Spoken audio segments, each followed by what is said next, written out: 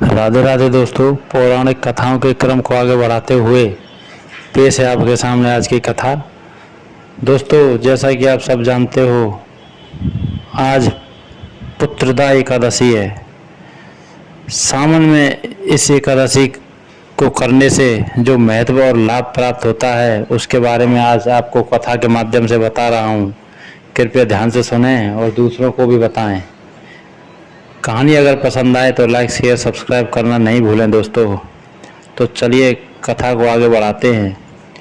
सावन के महीने में हर कोई ना कोई विशेष त्योहार या व्रत आता है और इन दिनों विशेष पूजा पाठ, व्रत और दान पुण्य करने से शुभ लाभ प्राप्त होता है।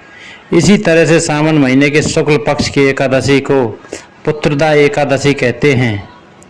इस दिन व्रत करने से वाजपेयी यज्ञ के समान फल की प्राप्ति होती है। इतना ही नहीं, ये भी मान्यता है कि जो लोग संतान सुख से वंचित हैं वो अगर पुत्रदा एकादशी का व्रत करते हैं तो उन्हें संतान प्राप्ति अवश्य होती है। इस बारे में युधिष्ठिर कहने लगे कि हे भगवान, सावन शुक्ल एकादशी का क्या है, क्या नाम है, व्रत करने की विधि और इसके महात्म्य कृपा करके कहिए।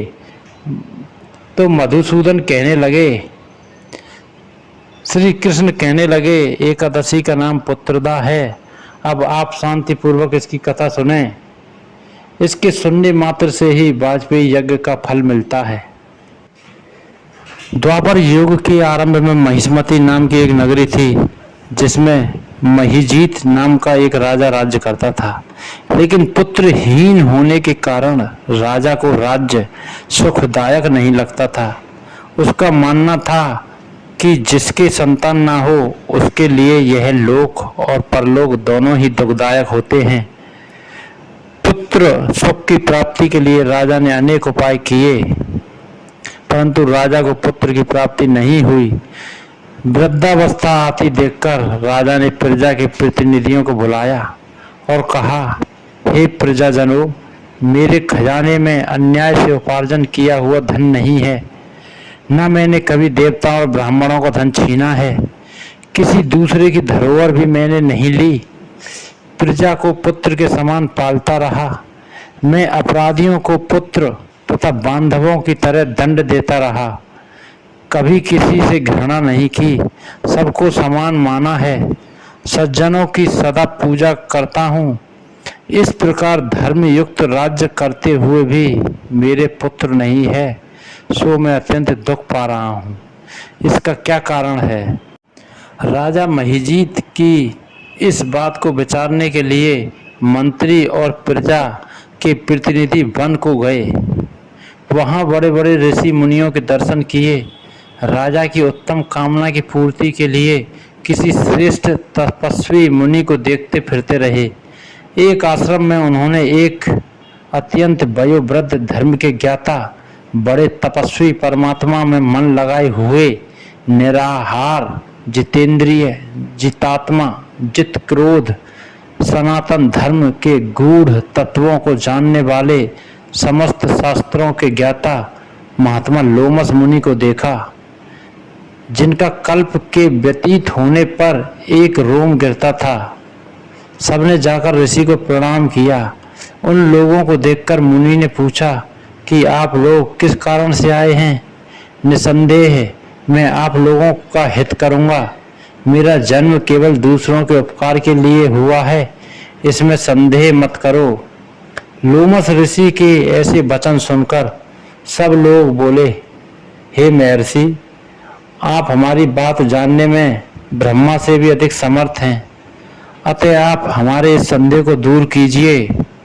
महिष्मतीपुरी का धर्मात्मा राजा महीजीत प्रजा का पुत्र के समान पालन करता है, फिर भी वह पुत्रहीन होने के कारण दुखी है।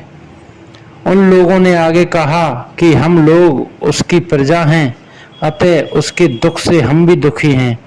आपके दर्शन से हमें पूर्ण विश्वास है कि हमारा संकट अवश्य दूर हो जाएगा, क्योंकि महान पुरुषों के दर्शन मात्र से अनेक कष्ट दूर हो जाते हैं।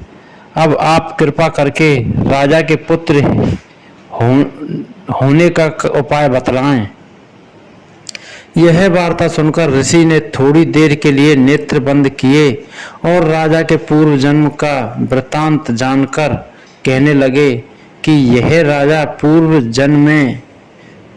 जन्म में एक निर्धन वैश्य था। निर्धन होने के कारण इसने इतने बुरे कर्म किए। यह एक गांव से दूसरे गांव व्यापार करने जाया करता था। एक समय ज्येष्ठ मास के शुक्ल पक्ष की द्वादशी के दिन मध्याह्न के समय जबकि वह 2 दिन से भूखा प्यासा था, एक जलाशय पर जल पीने गया। उसी स्थान पर एक तत्काल की ब्याई हुई प्यासी गाय जल पी रही थी। राजा ने उस प्यासी गाय को जल पीते हुए हटा दिया और स्वयं जल पीने लगा। इसलिए राजा को यह दुख सहना पड़ा। एकादशी के दिन भूखा रहने से वह राजा हुआ और प्यासी गौ को जल पीते हुए हटाने के कारण पुत्र वियोग का दुख सहना पड़ रहा है। ऐसा सुनकर सब लोग कहने लगे कि हे ऋषि, शास्त्रों में पापों का प्रायश्चित भी लिखा है, अतः जिस प्रकार राजा का यह पाप नष्ट हो जाए, आप ऐसा कोई उपाय बताएं।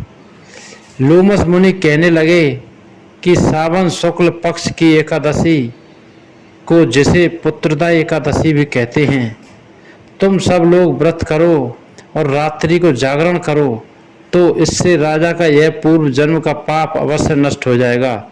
साथ ही राजा को पुत्र की प्राप्ति भी अवश्य होगी। लोमस ऋषि के ऐसे वचन सुनकर मंत्रियों सहित सारी प्रजा नगर को वापस लौट आई और जब सावन शुक्ल एकादशी आई तो ऋषि की आज्ञा अनुसार सबने पुत्रदा एकादशी का व्रत और जागरण किया। इसके पश्चात द्वादशी के दिन इसके पुण्य का फल राजा को दिया गया। उस पुण्य के प्रभाव से रानी ने गर्भ धारण किया और प्रसव काल समाप्त होने पर उसके एक बड़ा तेजस्वी पुत्र उत्पन्न हुआ। इसलिए हे राजन, इस सावन शुक्ल एकादशी का नाम पुत्रदा पड़ा। अतः संतान सुख की इच्छा हासिल करने वाले इस व्रत को अवश्य करें। इसके महात्म्य को सुनने से मनुष्य सब पापों से मुक्त हो जाता है और इस लोक में संतान सुख भोगकर परलोक में स्वर्ग को प्राप्त होता है। तो दोस्तों, अगर कथा पसंद आई हो तो लाइक शेयर सब्सक्राइब करना नहीं भूलें। जय जय श्री राधे दोस्तों।